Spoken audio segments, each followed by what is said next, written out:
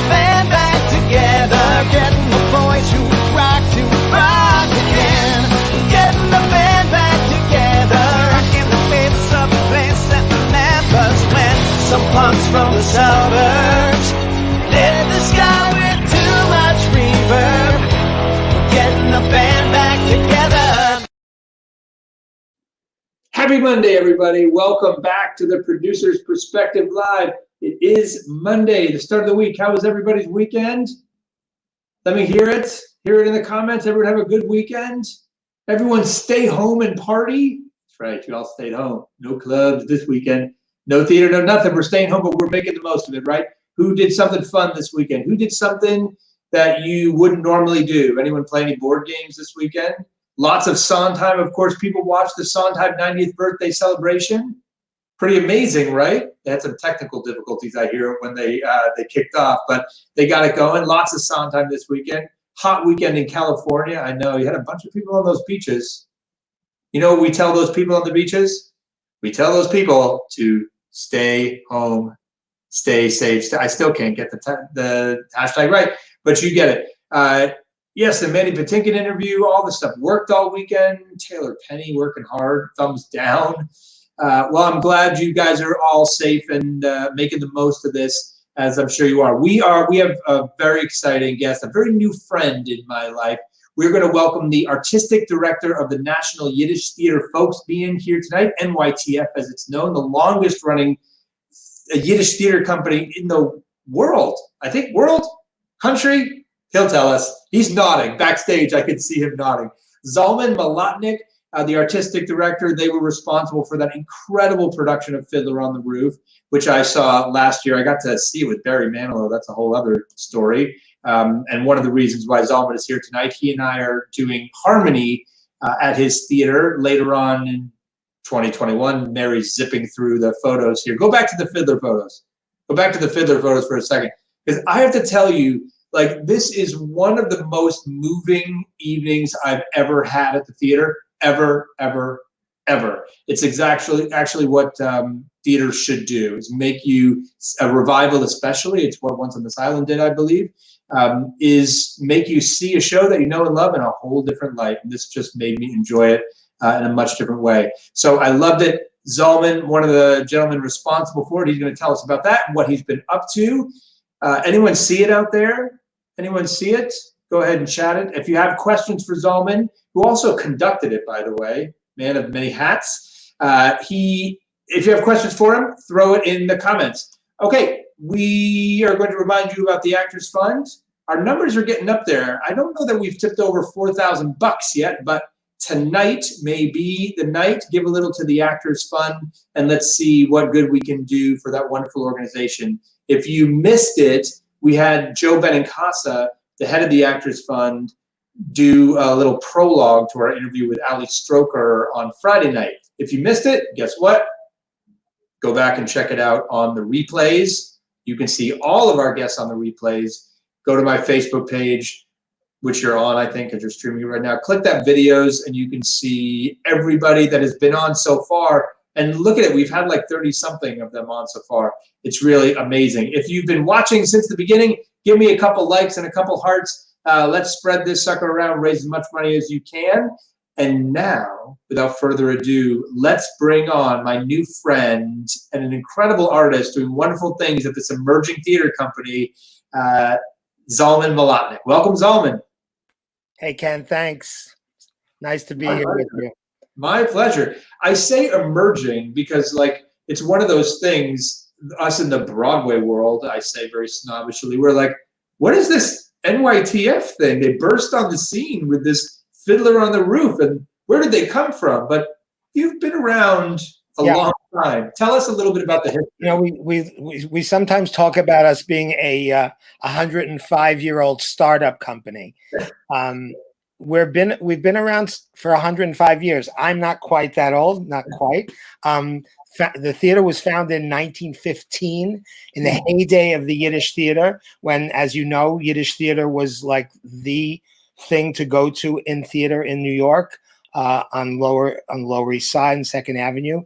And the Folksbiene was created to present socially relevant and more literary works. It was they wanted not to do the melodramas and the soap operas of the time that many people, that was the bread and butter of the Yiddish theater, and they wanted to do more serious stuff. So that's been the organization's mission for 105 years.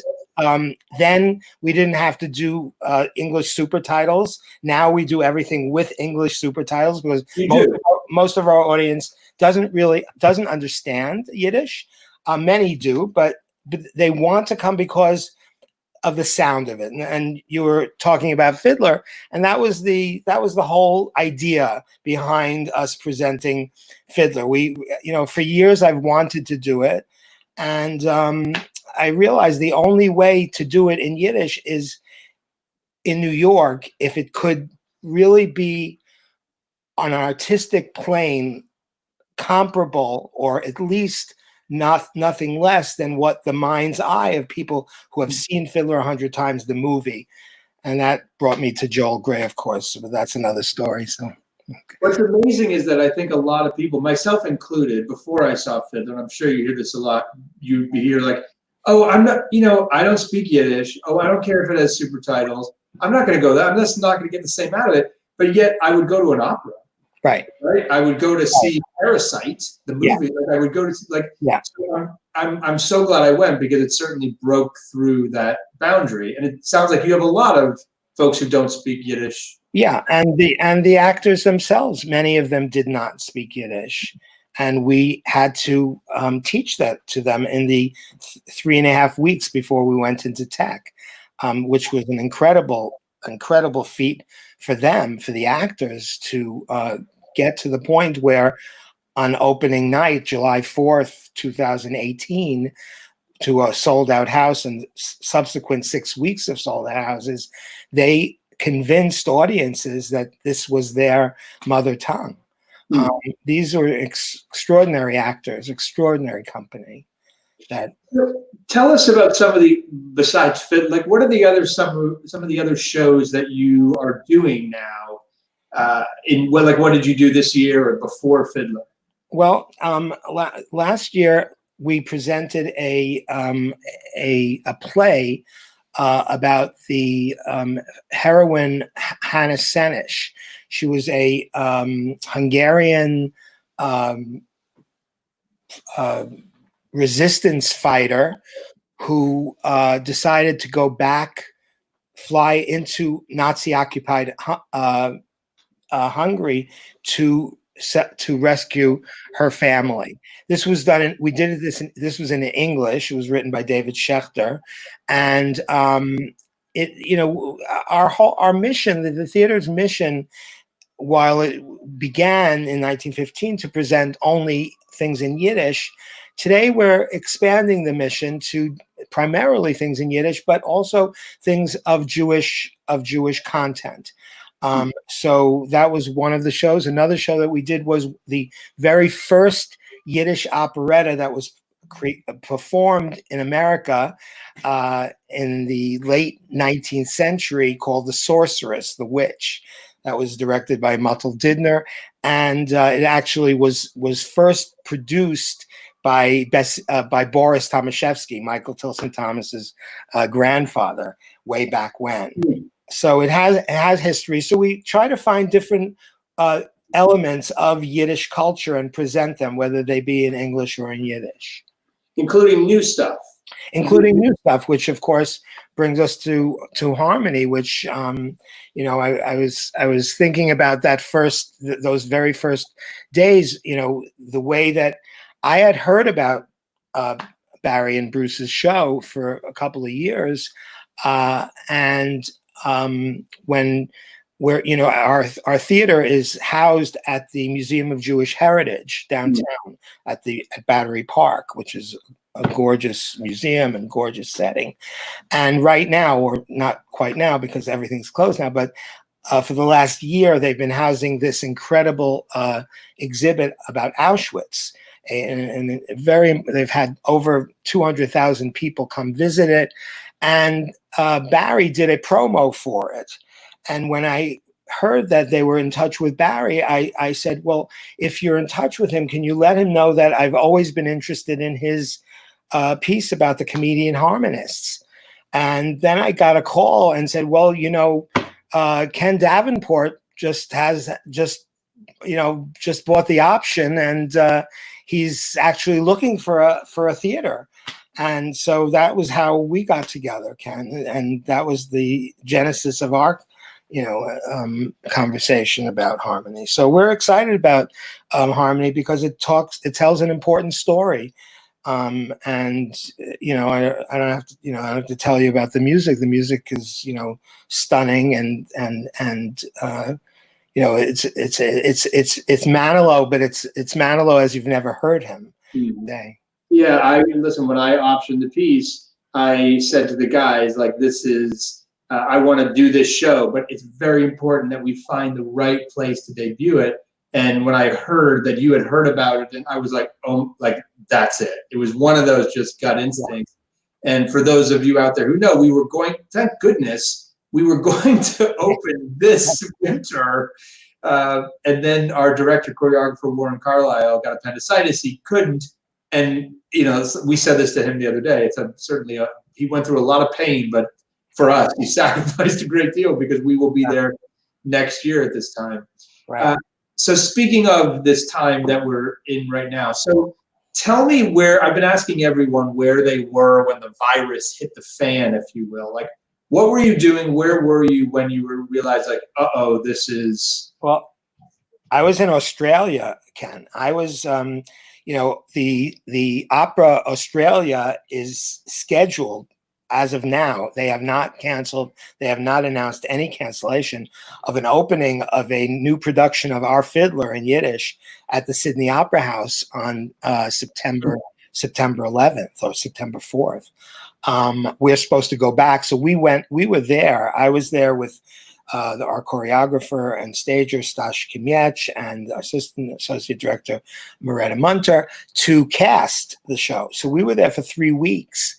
And when we came home, when I was in the airport, everyone was, there were people in masks. I mean, we had obviously heard about what's going on in the news, but it was clear that this was growing. And when I got back, it was March 2nd when we got back. It was just right before, the awareness of it all came and started to really affect everyone's lives in the way it did. And a few weeks later, the museum was shut. The museum takes the schedule of the New York City public schools. So when the New York City public schools closed, the museum closed, and our theater closed.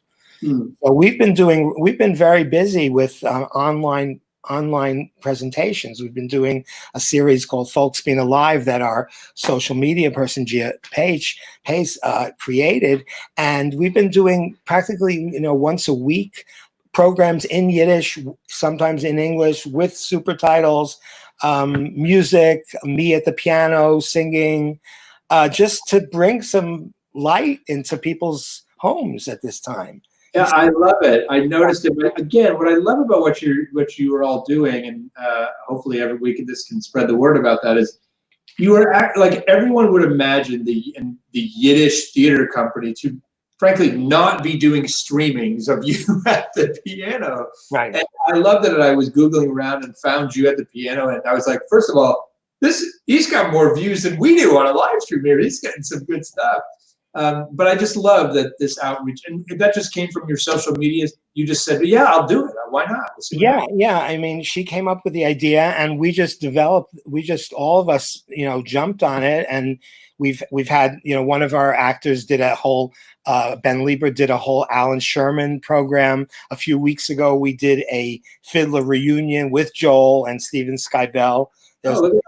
We had the whole cast, pretty much the whole cast on Zoom, and I was asking questions, and it was just, you could feel the warmth from everyone because we hadn't seen each other obviously in all this time. A few of them actually had the virus and were recovering from the virus. So we're trying to maintain a presence because who knows when people are going to be able to come to the theater again. So we're inviting people to come to our website and to see our Folksbiene Live programs. We do them pretty much every week. every week. I love Yeah, it. this one is Dan Kahn, a wonderful singer. He was our original Perchik in Fiddler. He lives in Berlin, and he did a translation of Leonard Cohen's Hallelujah that got over 1.5 million views. It's incredible. So he's going to do a concert from Berlin this coming Wednesday. Should be Just at home from his living room. from his living room, right? From his living room. I love it. I love it. How long have you been the artistic director there now? 20 years. 20 years. Yeah. So when you look ahead, where do you see the theater going? Like, what's your dream of what it could become over the next 20 years? You know, the resistance of the public to see something in a language that they don't understand has been our hardest, the hardest hurdle.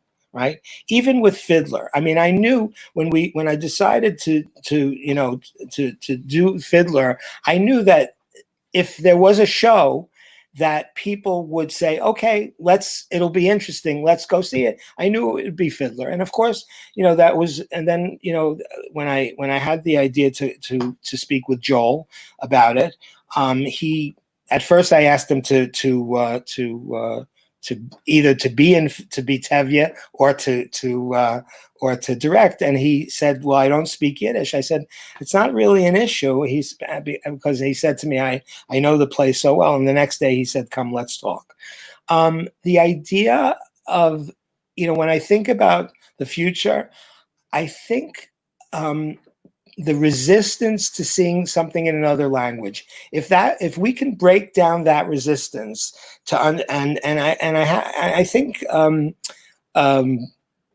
the Oscar award Parasite, the idea that that Parasite could be the Oscar award winner says something to everyone, saying that it's more important for you to hear a piece if it was written in its original language. I mean, think of Carmen or Traviata or any of the operas. You'd much rather hear them in the language that they're spoken as opposed to a translation.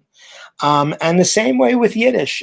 We with super titles clearly marked and very easily accessible, no one is out in the cold. So when I think about the future, I look to the day that people are just interested in seeing, good quality artistic presentations, and that's what we strive to do. Wayne Stafford asked, speaking of Fiddler and what's next, what is a show you want to do that you feel will have or make a huge impact like Fiddler? Is there anything else that you want to do that you think could have as big of an impact that serves your mission as well? I think about Yentl. I think about man, what a great idea that is. Yeah, I'm working on it. But I've been trying to get Miss Streisand to see my show, and when we open in LA, I'm hoping to invite her, and my hope is that she will understand the essence of how powerful the Yiddish is, and will play with me, and will look at the idea and say, hey, I think it could work. So that's when I think about what if I could have what the next project would be in terms of going with Fiddler, that would be one. So I'm in. Yeah. I'm in. I'm in with you. Like that.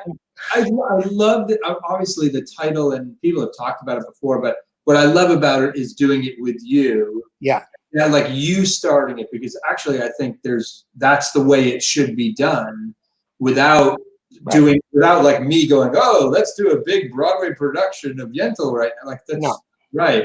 But you doing it and starting it down there. Yeah. Perfect. Good. I think Wayne also asked any actors you want to work with. So have you tried getting Jewish celebrities or to down there to try to increase? Absolutely. But we were so blessed with our cast. I just have to say, with the Fiddler cast, to me, they're all celebrities waiting to happen. I mean, Steven Skybell, it's only a matter of time before the next big show happens for him, or if we play LA, he's going to be grabbed up. I mean, he's a magician of what he did with Tevye. And there's a whole bunch of people that I would love to see if they could get the Yiddish in their teeth. That's not easy. It's not an easy thing to be able to say it and own it and say it convincingly. Mandy Patinkin did an album in Yiddish. Yeah, I helped Mandy actually in the early days finding the material, and I played for him. He asked me, play me 15 songs that you love, and I went over to his house and I played him 15 songs that I loved, and he picked about 10 of them. Yeah.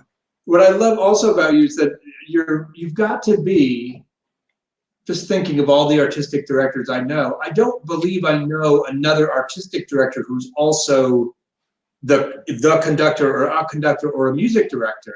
Do you? Are you the only music directing conductor, artistic director of a theater in the country? I don't know about that. It just sort of happened that way. I was trained as a classical conductor. I went to Juilliard. I studied with Bernstein at Tanglewood. My sights were on the opera world, but I always loved theater. And because my parents were involved with Yiddish culture and the Yiddish theater, I went into that world, and I found a niche in terms of people that I could see that they could use what I knew. And then I started to write music for the Yiddish theater here, the Folksbiene, and realized that, unless the theater can grow with the times and reinvent themselves in whatever way and adapt to today's times, the theater wouldn't continue. And that's what I decided to do 20 years ago when I first first approached the board at the time to say, hey, I'm interested in your future. I think I have an idea to how it can at least, speak to another generation. And were all your opera friends like, what are you doing? How dare you go to the theater? Actually, my favorite Bernstein story when I studied with him at Tanglewood, he said to me, he asked me, it was the summer of, I think, 78, whatever. And he asked me, what are you doing? I said, I'm going to study, I'm going to be at Juilliard next season. He said, who needs another Verdi conductor when you know this music better than anybody? And it was Bernstein saying that to me that kind of said, oh, I talk about, I say, thousands of hours and thousands of dollars on the therapist couch, kind of figuring out where I wanted to be. I wanted to do Broadway. I wanted to do opera, but Yiddish was pulling at me. My heritage was, I guess, went out. So, and what's next on the season, is next upcoming besides Harmony, of course? What are you looking to do, or is on the docket for the next year? Well, we're hoping to present Ricky Ian Gordon's new opera based on the Garden of the Finzi Continis. He and Michael Corey have written the new opera, and we're talking with the New York City Opera about doing a joint production, and we're hoping that we can present that next season as well. So there sounds like Fiddler has opened up a lot of doors for potential partnerships. Yeah. I mean, partnerships is the way to go. I mean, it's the most important thing that we can do. Build bridges with other companies, we're looking at lots of different projects. I mean, all of these Folksbiene Live programs that I'm doing, we're doing a Mickey Katz retrospective, Joel Gray's father, with Ben Liebert coming next month. We're going to be doing a Yiddish radio show hour of that, also with super titles. So we're looking at various different aspects of Yiddish culture and trying to bring them out in a way that is palatable. We're also going to bring back Chana Senesh because we did it as for a short run, and we believe that it has tremendous appeal to a younger audience as well, to young kids who have no connection, have no understanding of what the Holocaust was, what anti-Semitism was. So, hoping to. Someone asked if that production was available for streaming. Was it? No, not yet. We're hoping to bring it out, next year at some point. When who knows what schedules are going to look like are looking like yet, but that's definitely on our agenda, as it was so effective. And just tell it. Listen, it sounds like you're working harder than ever during this. Everybody says, after a day of conferences on Zoom, we're exhausted, right? Don't you feel it? Oh yeah, I call it, instead of being zoned out, I'm zoomed out. I had 5 today, and I was like, right, I don't know how to do it. Right. Yeah, So it's strange. Yeah. So you're working so hard. You're so positive. You got all this stuff going. Just how are you doing that? Like we're now in like 5-6 weeks into this crazy madness. That you have great energy, and what tips do you have for everyone else watching out there on keeping things going and staying positive and getting through it? It's about looking ahead. It's about believing in humanity. It's about the love. What's happening. What I think your experience, everyone's experiencing. Yesterday's tribute to Sondheim, the tribute. I mean, the love that is coming through, the people's manifestation of connection with people is bigger and more significant than ever. And I want to believe that humanity will find the cure. And the day will come when, people will go to the theater again, and people will go to movies, and we'll see our families again. I mean, it's going to happen. It's just going to be about time. And we just have to be as positive as we can and support each other. I love it. What a great way to go out tonight. Thank you so much for being here. Appreciate it. Yeah. Of course. And I can't wait to work with you on Yentl. Never mind harmony. We're going to work on it. We're going to crack this Yentl. I love it. Please do, everyone, join me in thanking Zalmen, and make sure when the theaters go back up again, you go down to the NYTF and see a show, especially if you don't speak Yiddish. I mean, that was my big quote to everyone after I saw Fiddler. I said to everyone, if you're Jewish, you should see the Fiddler on the Roof. If you're not Jewish, you must see it. It really changed my perspective. I learned so much. And I'm going to be a fan of the Yiddish theater for many years to come. So thank you for being here. Thank you. We will see you very soon. Thank you, Ken. Appreciate it.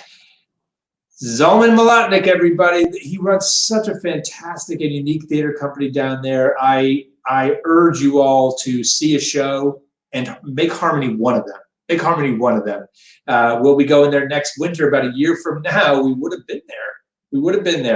But we're thankful that he's given us a spot for next year. So thanks to Zalmen for that, and for him for being here tonight. Tomorrow night, we've got one of Broadway's power couples, Michael Arden and Andy Mientis. Actor Andy Mientis from Spring Awakening, Michael Arden, director of Spring Awakening. These guys, and Michael, director, of course, of My Once on This Island, they are quarantined together, and we're going to get them both on the live stream at once. That's tomorrow night at 8 o'clock. Don't forget, we have replays available for you. So if you're like, what am I going to do? I can't watch another Zoom meeting. I can't attend another Zoom meeting. Go watch one of our replays, and then give money to the Actors Fund. Do what you can. Every little bit counts for all those people in the entertainment industry that are affected by this. Don't forget to also stay safe, stay healthy, and stay home. Cuomo says we're on the other side of the mountain, but we're not down the mountain yet. So let's not be Georgia. Stay home. Stay home. And now, finally, something to make you smile. Here's, Wicked parodies are always fun. Wicked parodies are always fun. This is What Is This Quarantine? This is super fun, by the way. You got to watch this. What is this quarantine? Watch it at producersperspective.com backslash mother of Pete. I'm a little sloppy mouth tonight. The producersperspective.com backslash smile. You can see all of our smiles guaranteed before you put your head on the pillow tonight. Watch some of those. Do not look at CNN. Do not watch any politicians. Watch the smile videos, and we'll see you tomorrow night. Thanks for being here, everybody. Getting the band back together, getting the